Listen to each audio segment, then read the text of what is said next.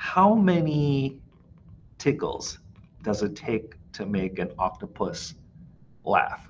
So we're about to start the new academic year, and I thought one thing that I'd add to the repertoire is dad jokes. So it's actually a book that my daughter got for me. It was for Father's Day.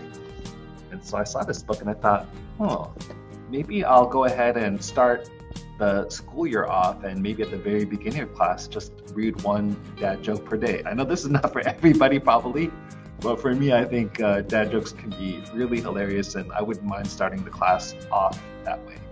And maybe some of you are wondering, well, why? Why not begin with like the learning objective or driving question for the day, which is also actually a little bit more my personality? Well, I think there's something about starting the class and asking myself, how am I making my students feel?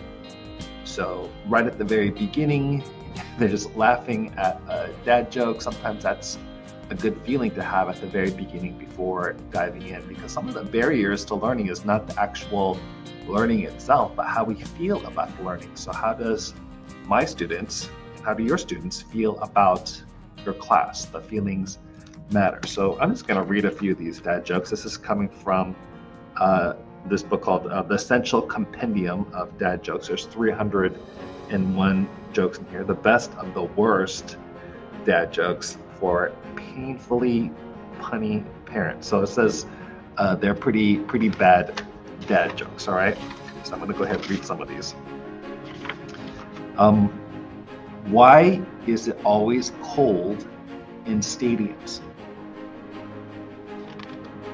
Because they're full of fans. All right, I'm just gonna read maybe two more. What do you get when you cross a snowman with a vampire?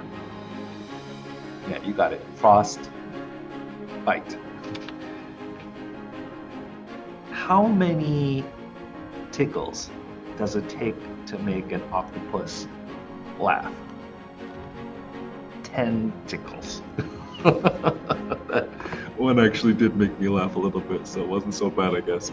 But I thought I'd share some of those dad jokes and let you know that, hey, before the beginning of the school year, I thought it'd be kind of cool to kind of break the ice a little bit at the very beginning of class with a dad joke, because I think how a student feels really matters. As you start off your class, maybe it's going to be a dad joke, but if it's not a dad joke, I know some people do moments of mindfulness.